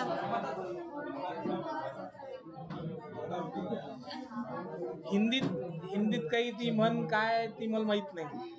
हिंदी में क्या है वो समझ में नहीं आता मेरे को, है ना? हिंदीत काय म्हणतात त्या म्हणीचा हिंदीत अर्थ काय, म्हणजे ते हिंदीत ती म्हण काय ते मला माहित नाही, मराठीत मला माहित आहे, बरोबर आहे? मराठीत काय म्हणतात? एक ना धड भाराभर चिंध्या, बरोबर आहे ना? म्हणजे 10 जागेवर जर लक्ष असलं तर एकही काम पूर्ण होणार नाही। 10 कामावर जर एकाच वेळेस लक्ष देसाल तुम्ही तर एकही काम पूर्ण होईल का? हेही काम पूर्ण नाही झालं आणि तेही काम पूर्ण नाही झालं। मग 10 कामासाठी काय करा? 10 माणसं लावा, 10 कामं बरोबर होतील। तो ये स्पेशलाइज बैंक्स का काम है, बराबर है? आगे देखो, regional rural banks. Regional rural banks, अब इस पर से क्या समझ में आता है? रीजनल रूरल बैंक्स किसके लिए है? लक्ष्य दिया है ना, रूरल डेवलपमेंट के लिए बैंक्स है। रूरल एरिया में डेवलपमेंट्स के लिए बैंक्स है। रूरल एरिया में जो बिजनेसेस है या इंडिविजुअल्स हैं उनको फाइनेंशियल एड प्रोवाइड करने के लिए, बराबर है? तो अब ये फोकस किस पर करेंगे? रूरल एरिया पर। पण असं खरोखर आहे का? नहीं। आरआरबीज बोलते इनको। हमारे यहाँ आरआरबी है, रीजनल रूरल बैंक है। महाराष्ट्रात किती रीजनल रूरल बँक्स आहेत? नाही ना हो, महाराष्ट्रात फक्त 2 रीजनल रूरल बँक्स आहेत। एक आहे व्हीकेजीबी, विदर्भ कोकण ग्रामीण बँक, आणि दुसरी आहे महाराष्ट्र ग्रामीण बँक. फक्त दोनच आहे, VKGB विदर्भ कोकण ग्रामीण बँक आणि दुसरी आहे महाराष्ट्र ग्रामीण बँक. या दोनच रीजनल रूरल बैंक्स हैं. सिर्फ ये अब रूरल एरिया को ही फाइनेंशियली सपोर्ट करते हैं. अब ये पूरी तरह से ये बैंक्स कैसी हो गई, इन बैंक्स के ट्रांजैक्शंस कैसे हो गए. अब अगर आप आरआरबीज को लेंगे, एक बात सुनो, आरआरबीज को लेंगे तो आरआरबीज के भी फंक्शंस कमर्शियल बैंक्स के जैसे ही है. आरआरबीज भी क्या कर रही, कमर्शियल बैंक्स के जैसे फंक्शंस है. उसमें भी आपका सेविंग अकाउंट है, वहां पर भी आपका करंट अकाउंट है. वो आपको पर्सनल लोन भी देते हैं इंडिविजुअल को, वो बिजनेस लोन भी प्रोवाइड कर रहे हैं, बराबर है. वो व्हीकल लोन्स भी प्रोवाइड करेंगे. मतलब कमर्शियल बैंक्स जो काम कर रही है वही काम आरआरबीज भी कर रही है. लेकिन ये काय के लिए थी, ये रीजनल रूरल बैंक्स थी, रूरल डेवलपमेंट के लिए.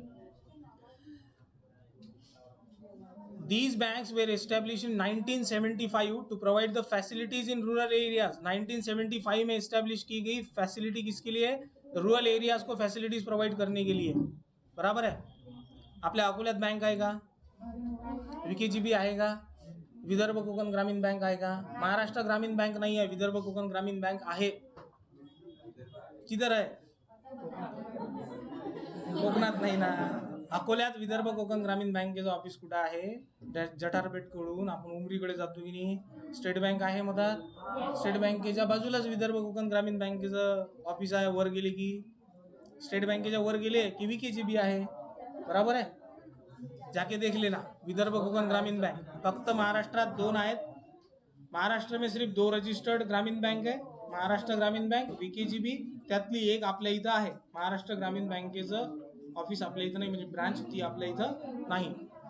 इन दिस बँक्स, इधर ध्यान दो, in this banks the features of commercial and cooperative banks are found. देखो इस बैंक्स में, इन बैंक्स में कमर्शियल बैंक्स के भी फीचर्स है और कोऑपरेटिव बैंक्स के भी फीचर्स है. क्योंकि रूरल एरिया में फाइनेंशियली बैकवर्ड पॉपुलेशन जो है वो ज़्यादा मिलती है. Financially backward population rural area में ज़्यादा मिलती है, बराबर है.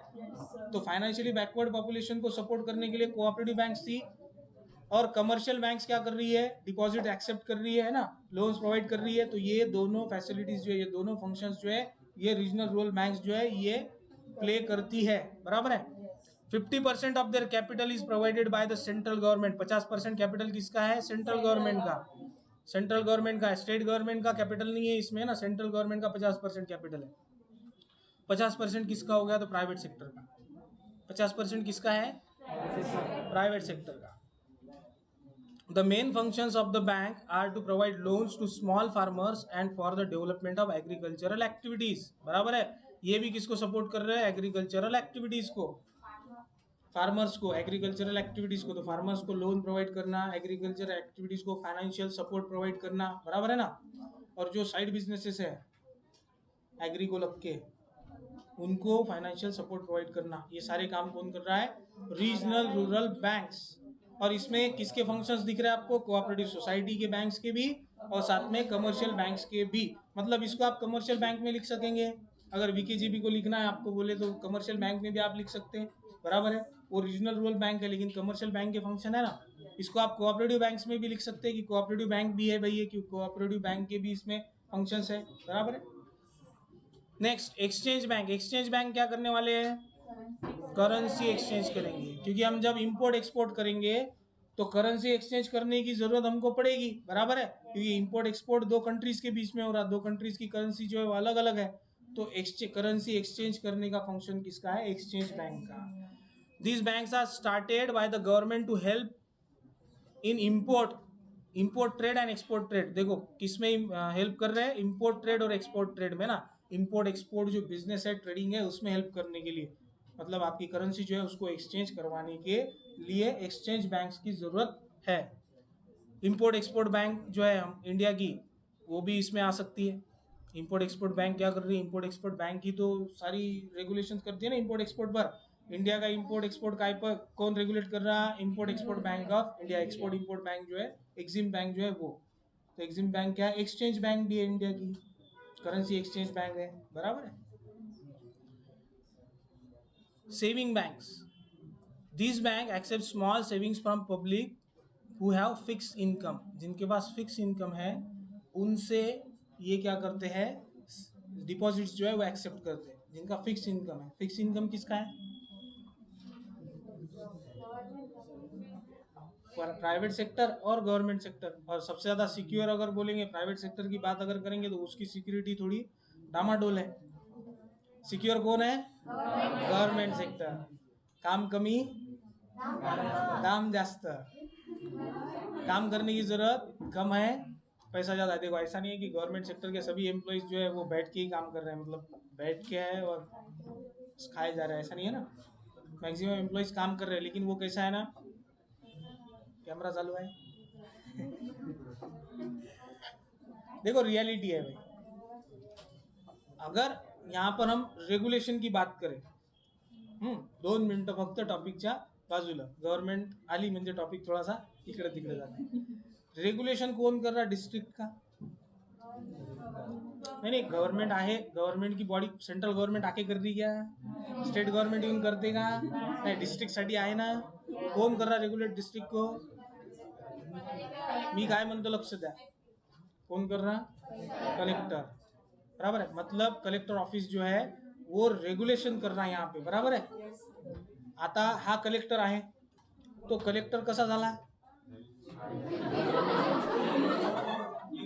आईएएस ऑफिसर है ना वो, क्लास 1 ऑफिसर है ना, आईएएस ऑफिसर है ना, इंडियन एडमिनिस्ट्रेटिव सर्विसेज से चुन के आया ना वो।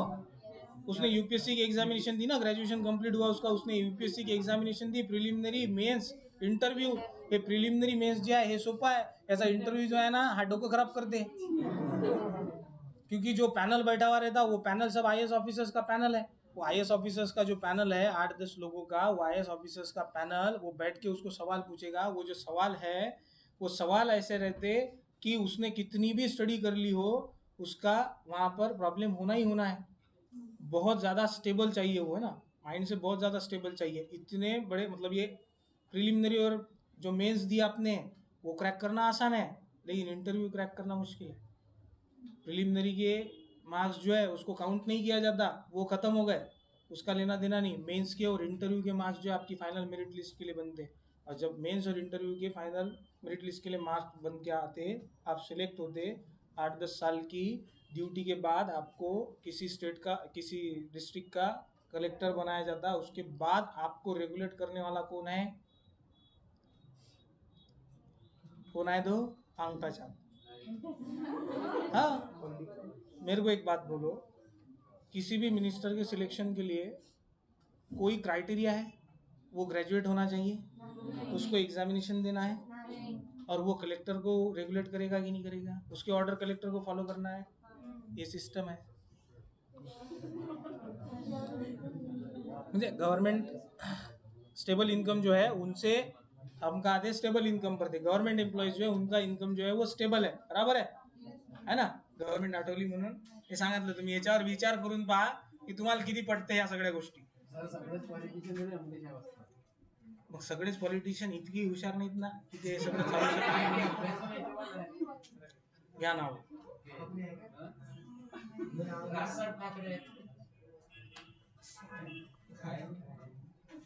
शिक्षण है बा। एक बात याद रखो, तुम्ही, मी शिवाजीराजे भोसले बोलतो पिक्चर वाला, उसका कहना क्या था, जब एक फाइनेंस मिनिस्टर ये फाइनेंशियल एक्सपर्ट होगा, मतलब उसको वहाँ का एक्सपीरियंस भी और डिग्री भी है, तो मैं समझूंगा कि यहाँ पर जो पॉलिटिशियन सिलेक्ट होकर आ रहे हैं वो सिलेक्शन जो है वो सही बेसिस पर हो रहा है। मेरा क्या कहना है, मेरा कहना सिर्फ इतना है कि भाई आप जिसको रेगुलेट करने के लिए, एक पर्सन को रेगुलेट करने के लिए अगर कोई पर्सन को सिलेक्ट कर रहे हो तो उसकी उतनी कैपेबिलिटी होनी चाहिए।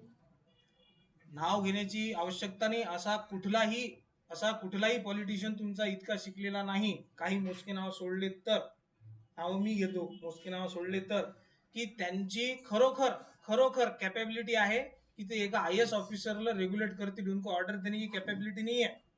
गिने चुने नाम छोड़ दो, डॉक्टर मनमोहन सिंह को छोड़ दो साइड में, बरोबर है, वो इंसान की कैपेबिलिटी है कि वो उसको रेगुलेट कर सकता, उसको ऑर्डर दे सकता, लेकिन बाकी कोई भी मेरे को बता दो।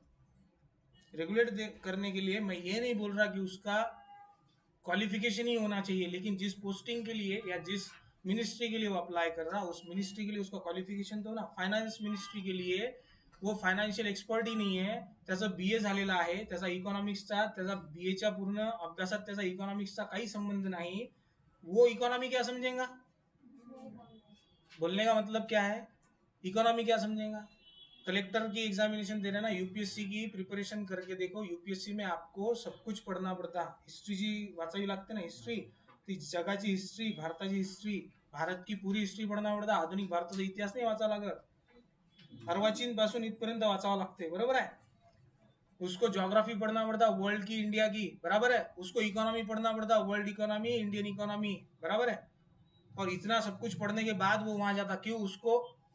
उसको इतना सब कुछ पढ़वा क्यों रहे तुम? क्योंकि उसको पूरा डिस्ट्रिक्ट जो है उसको हैंडल करना है, उसको पूरा डिस्ट्रिक्ट मैनेज करना है. तो उस डिस्ट्रिक्ट का इकोनॉमी समझने को ना, उसको ज्योग्राफी समझने को ना, उस डिस्ट्रिक्ट की हिस्ट्री पता होना, बराबर है. उस डिस्ट्रिक्ट की जो कल्चर है वो पता होना चाहिए, बराबर है. पॉलिटिकल सिनारियो जो है वो पता होना चाहिए, इंडियन पॉलिटी जो है वो पता होनी चाहिए. इतना सब कुछ आप उससे एक्सपेक्ट कर रहे हो, तो उसको रेगुलेट करने वाले से भी उतना एक्सपेक्ट करो ना.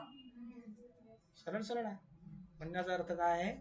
म्हणण्याचा अर्थ हा है कि तुम्ही, आप जब कॉर्पोरेट सेक्टर की हम बात करते कॉमर्स में बैठ के, तो कॉर्पोरेट सेक्टर में हम हमेशा बोलते ना कि एम्प्लॉय कैसा सिलेक्ट करना है आपको, जिसके पास स्किल्स है, क्वालिफिकेशन है, एक्सपर्टीज है, एक्सपीरियंसेस है ना. किसी को भी उठा के सिलेक्ट करके आप किसी भी जगह पे बैठा दोगे तो वो क्या हो जाएगा, वो सब धिंगाना हो जाएगा ना. वो कॉर्पोरेट बॉडी चलेंगी क्या? प्रॉफिट ही नहीं आएगा ना. वो कॉर्पोरेट बॉडी कमाई नहीं पाएंगी, कॉर्पोरेट बॉडी आगे चली नहीं पाएंगी, तो कैसा चलने वाला है.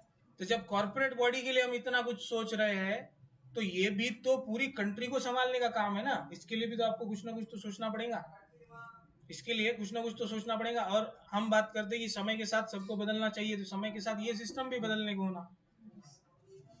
एटलीस्ट ग्रेजुएशन का तो क्राइटेरिया लगाओ यार, एटलीस्ट ग्रेजुएशन का क्राइटेरिया लगाओ. नहीं तो अब ऐसा भी नहीं है, अब यहाँ पर भी अपवाद है, लालू प्रसाद यादव, लेकिन उसने रेलवे कितनी अच्छी तरीके से मैनेज किया. तो ये क्या है, स्किल है, ये स्किल है. तो इसको चेक करने के लिए सिस्टम बनाओ ना, ये सारी चीजें चेक करने के लिए सिस्टम बनाओ ना. बोलने का मतलब क्या है कि किसी कभी कभी ऐसे भी लोग हैं जिनके पास क्वालिफिकेशन नहीं है, लेकिन मैनेजमेंट स्किल्स जो है वो नंबर 1 है. मतलब मैनेजमेंट का स्टडी करने वाले के पास मैनेजमेंट स्किल नहीं है, उसके पास उतने हैं.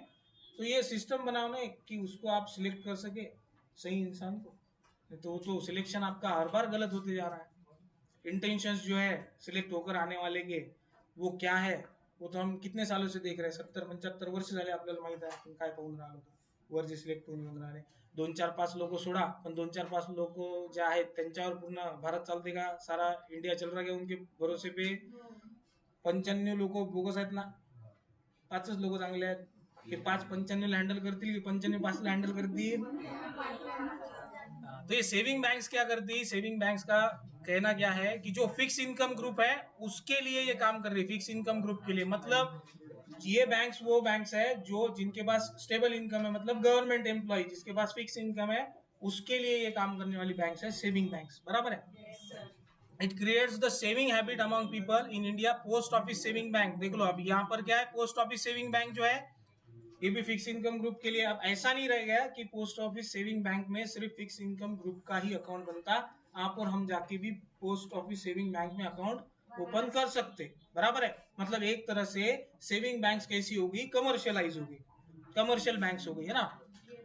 Commercial bank and cooperative bank also play a role of saving bank है. देखो ये कमर्शियल बैंक्स और कोऑपरेटिव बैंक्स ये भी सेविंग बैंक का रोल प्ले कर रहे हैं. मतलब अब कैसा हो गया कि सेविंग बैंक आप स्पेशली बोल नहीं सकते कि यही सेविंग बैंक है.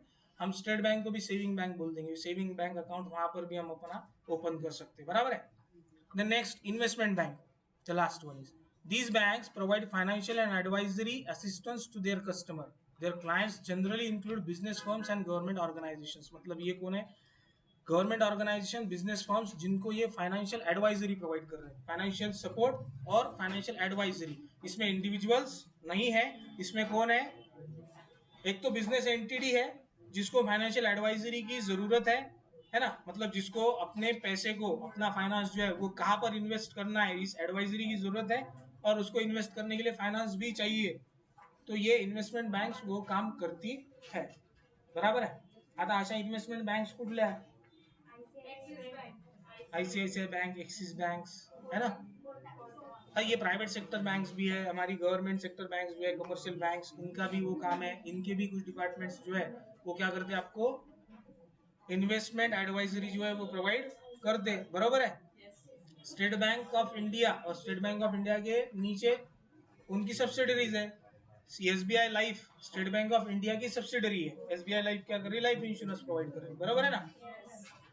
एसबीआई की जो इन्वेस्टमेंट ब्रांच है, बरोबर है, एसबीआई सिक्योरिटीज जिसको बोलते हैं हम, ये सिक्योरिटीज क्या कर रही है, ये आपको इन्वेस्टमेंट करने के लिए अकाउंट्स भी प्रोवाइड कर रही है और इन्वेस्टमेंट के लिए एडवाइजरी भी प्रोवाइड कर रही है। तो एसबीआई सिक्योरिटीज जो है वो एसबीआई की, स्टेट बैंक ऑफ इंडिया की सब्सिडरी है, और उसका काम क्या है, इन्वेस्टमेंट एडवाइजरी प्रोवाइड करना। मतलब एसबीआई सिक्योरिटीज इंडिविजुअल्स को, बिजनेसेस को और गवर्नमेंट ऑर्गेनाइजेशंस को इन्वेस्टमेंट के एडवाइस प्रोवाइड करती है ना, लेकिन वो सब्सिडरी है, तो वो इन्वेस्टमेंट बैंक हो गई।